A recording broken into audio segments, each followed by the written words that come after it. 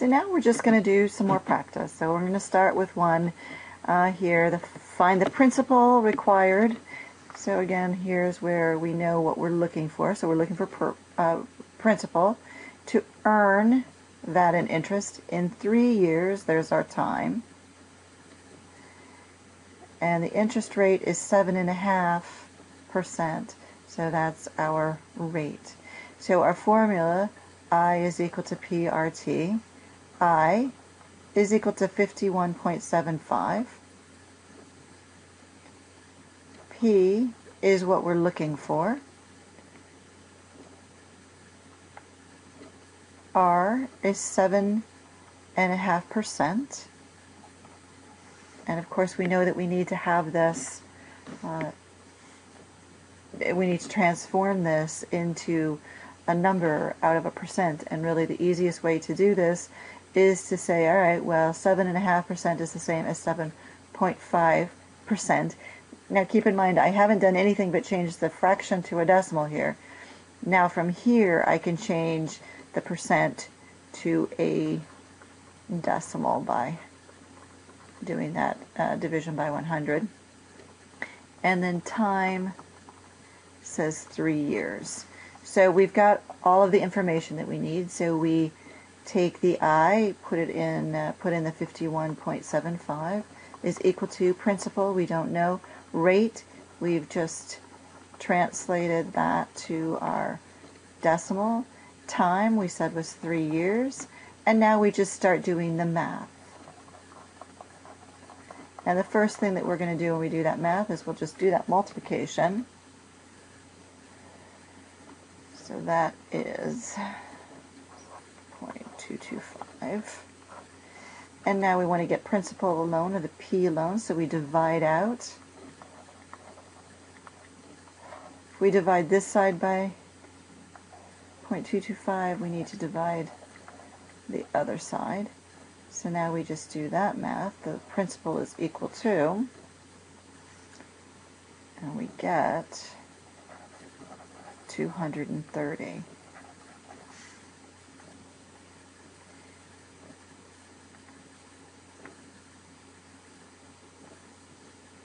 Let's go ahead and do some examples that are kind of basic. We're just going to do a few.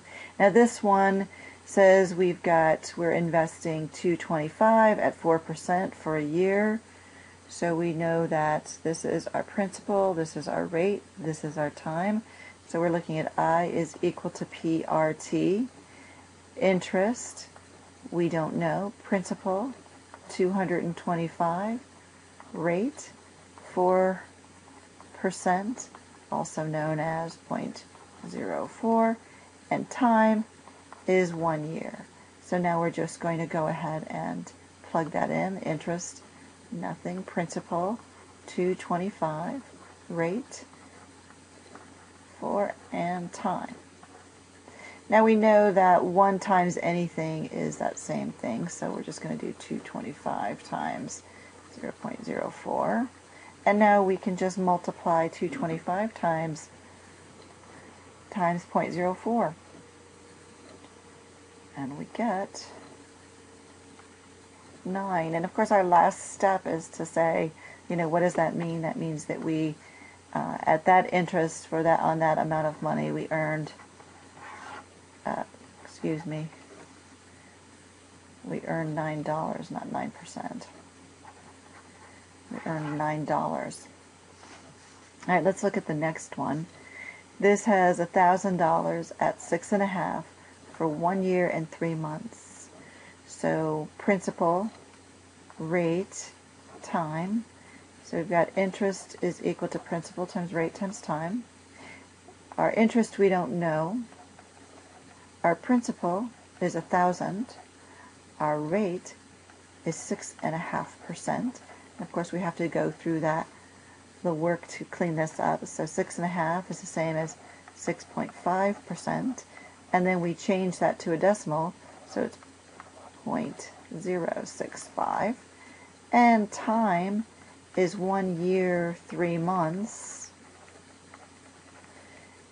Whoopsie, not moths, months. And, you know, you can do this a couple different ways. We could combine those, but many times it's easier just to do something that looks like this. So 1 year is okay. The 3 months, now when we're changing months to years, we have to, basically what we do is we divide by the same number of months that are in an entire year. So there are 12 months in a year. So we've got 1 year and then 3 over 12.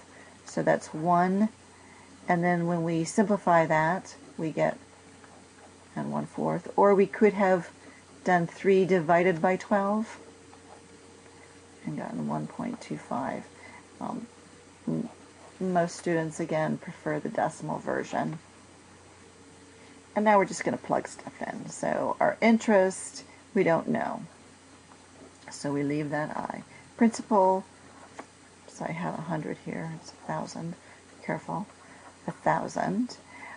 The rate is 0.6065. And the time is 1.25. And the order you go in when you're multiplying these doesn't really matter. Because there's nothing really interesting, I'm just going to go right in order. So I will do these two first. Get 65. Bring the next one down times 1.25. Interest is equal to, and now I do the 65 times 1.25, and I get 81.25. Now I have to look at that and determine what I'm getting. Well, that's telling me just I is equal to that is my interest that I earned.